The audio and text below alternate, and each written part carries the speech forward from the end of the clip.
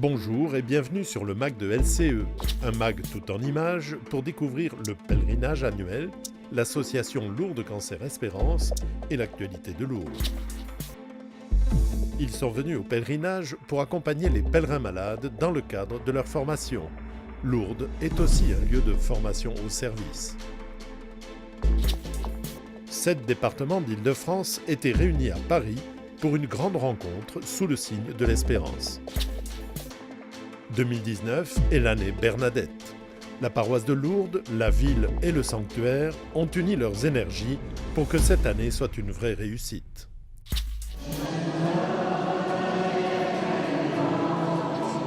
Plusieurs lycées professionnels accompagnent le pèlerinage national Lourdes Cancer Espérance à Lourdes. Les jeunes en formation y perfectionnent leurs apprentissages tout en découvrant le sanctuaire et la très belle spiritualité de LCE. Ce sont des lycéens de bac professionnel service aux personnes et au territoire. Donc c'est une formation qui est sur 3 ans, seconde, première, terminale. Et nous faisons pas mal de prestations professionnelles pratiques où ils peuvent mettre en application ce qu'on travaille en classe. On doit accompagner les personnes, on doit les mener dans des églises, on doit les apporter un peu où c'est qu'elles veulent et ensuite les ramener à leur hôtel. Ils nous racontent un petit peu leur ressenti, ils nous disent qu'ils sont contents de nous voir, ils sont assez réceptifs à ce qu'on leur dit. Et des personnes qui sont en fauteuil n'ont pas forcément le cancer. Il y en a qui ont le cancer et qui peuvent marcher. Donc ça change le regard sur la maladie aussi, oui. J'étais lycéen au lycée Jean de l'Estonac. Pendant 2 ans, j'ai participé à LCE en tant qu'élève et maintenant je suis devenu encadrant, parce que j'ai un poste d'encadrant au lycée. C'était une demande de LCE 82 qui recherchait des bénévoles pour accompagner. Donc par le biais de l'aumônerie, ils nous ont proposé. Et en fait, nous, on a préféré proposer à l'ensemble du groupe. Donc c'est un groupe complet classe. Et pas forcément avec des gens qui ont donc des convictions religieuses. Et pour eux, c'est aussi une ouverture culturelle et religieuse ce séjour à Lourdes. Dans notre lycée, nous n'avons pas tout le temps l'habitude de parler avec des personnes qui sont baptisées. Donc des fois, c'est des musulmans, des catholiques, des juifs. Ici, c'est bien sûr en relation avec la religion. Quand on a un petit peu la même religion que eux, ça nous réunit parce qu'on en discute, on met en commun un petit peu ce qu'on pense et ouais, je trouve ça bien. Il y a une belle ambiance, tout le monde s'entend bien, j'ai l'impression. Les gens sont bienveillants entre eux, entre les malades, ou même les accompagnants et les aidants. Je trouve ça très beau. J'ai bien aimé ce contact qu'on a eu tout le long du séjour parce que des fois on n'a pas tout le temps ces moments-là qu'on a avec ces personnes âgées ou handicapées.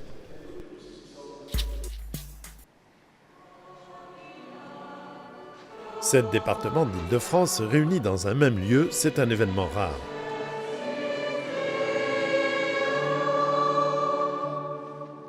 Alors elle agit comme Marie, silencieusement, discrètement, efficacement. À l'occasion de la journée d'amitié du 19 janvier, le père Michel Pagès, aumônier national, la direction nationale du pèlerinage et une délégation de Lourdes avaient rejoint les adhérents franciliens pour vivre ensemble ce beau temps d'espérance. Et c'est là vraiment où on voit comment vit LCE. Alors je voudrais remercier Martine et toute son équipe, tous les délégués qui sont là. Je reconnais beaucoup de têtes, mais mettre les noms dessus, je ne peux pas y arriver. Alors encore merci à tous. Nous confectionnons une réalisation différente.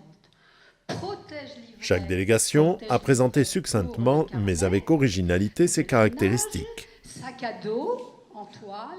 C'est une importance énorme parce que ça projette Lourdes Cancer Espérance, j'allais dire au-delà de Lourdes.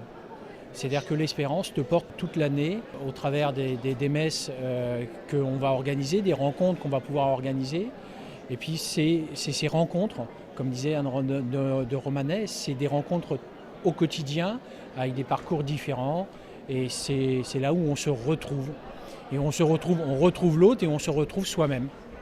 Oser poser des questions, oser proposer son aide Roselyne de Romanet, infirmière en soins palliatifs, était invitée à faire vivre son témoignage. En toute discrétion, mais être un pont. Bien souvent, le soignant a la chance d'être un tiers qui n'est pas affecté dans son émotion de la même manière que la famille. Et c'est parce qu'il n'est pas de la famille qu'il y a des choses qu'il peut se permettre de vivre de manière plus sereine. Et c'est parce qu'il n'est pas de la famille que des patients vont lui dire quelque chose. C'est pas qu'il est mieux qu'un autre, c'est que juste son positionnement est différent. La conférence m'a provoqué beaucoup d'émotions. Parce que, en fin de compte, j'ai revécu dans tous les exemples que Roselyne de Romanet proposait, c'était des choses que j'avais vécues en partie. Et dans les questions que les gens posaient à la fin, j'ai retrouvé en particulier la question de celui qui dit j'ai peut-être pas été à la hauteur. Et j'ai beaucoup apprécié la réponse de Roselyne de Romanet qui disait mais l'important c'était la présence. Je terminerai sur un homme musulman qui venait en répit, il avait la maladie de Charcot, qui était professeur de philosophie en Algérie, qui parle de ses amis d'enfance, il me parle d'un ami chrétien. Puis à un moment, je lui pose juste la question s'il avait déjà pensé au baptême. Et il me répond « J'y songe ». Il parlait déjà beaucoup plus lentement.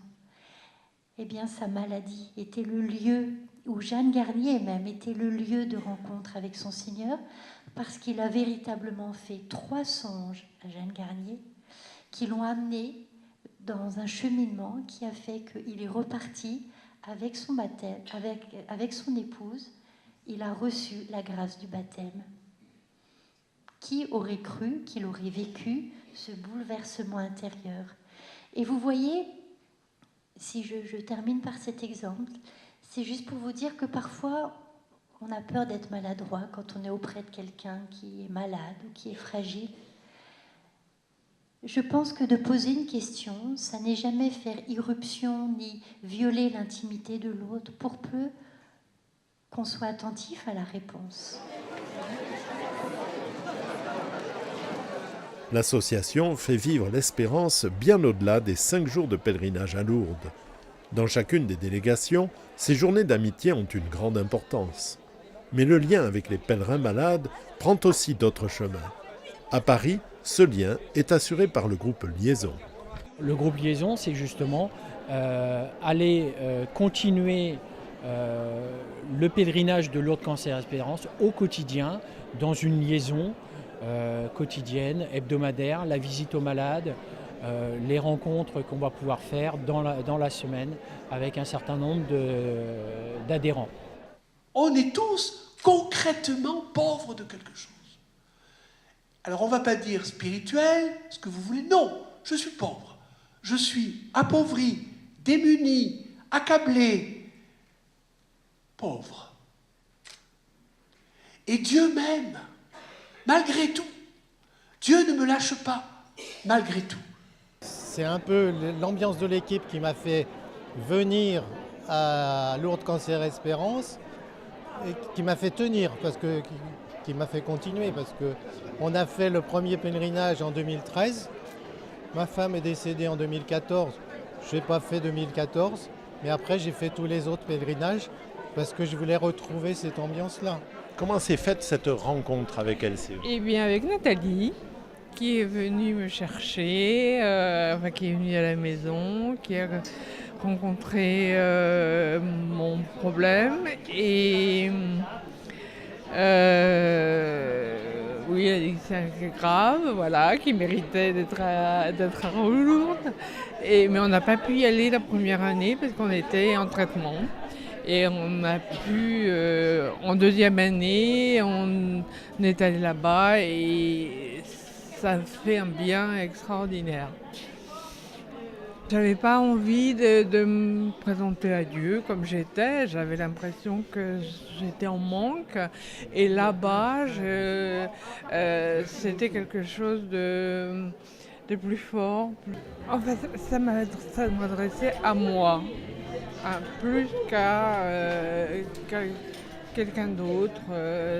Et c'était une nouvelle comme quoi j'allais approcher de Dieu, surtout.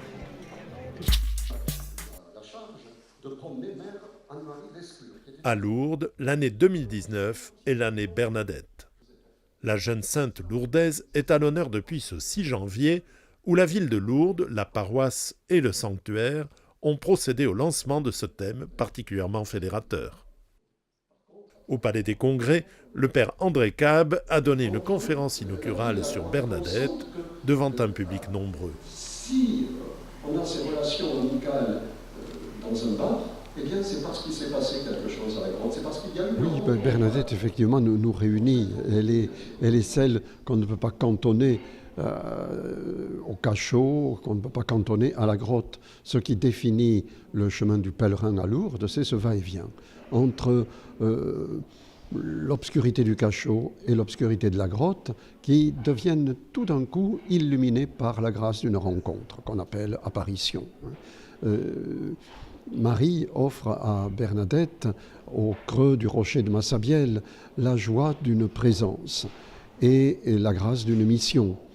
Et à partir de ce moment-là, les Lourdais, et puis ensuite tous les pèlerins, découvrent Bernadette, découvrent le cachot. Le cachot serait resté dans l'ombre, personne n'aurait suivi Bernadette. Et grâce aux apparitions, du coup, ce coin de vie tellement ordinaire qu'on ne le voyait pas, eh bien, passe sous les feux des projecteurs. Donc, il est beau qu'aujourd'hui encore, nous comprenions que Lourdes, c'est un tout. C'est l'extraordinaire de la grotte et c'est l'ordinaire de notre vie de tous les jours.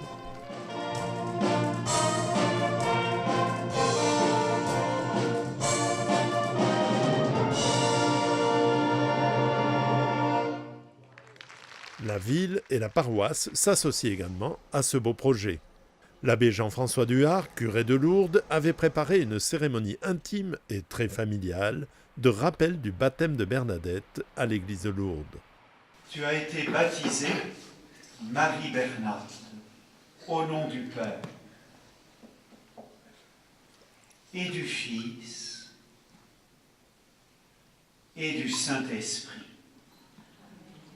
Je pense qu'en cette année où nous allons faire mémoire effectivement du 175e anniversaire de la naissance et du baptême de Bernadette, il était important de revenir sur les lieux où Bernadette a reçu la vie du Seigneur. Et donc pour un curé qui donne la vie de Dieu par le sacrement du baptême, c'était tout à fait logique, me semble-t-il, de faire mémoire en ce lieu de cet événement, où Bernadette effectivement a reçu la vie du Seigneur.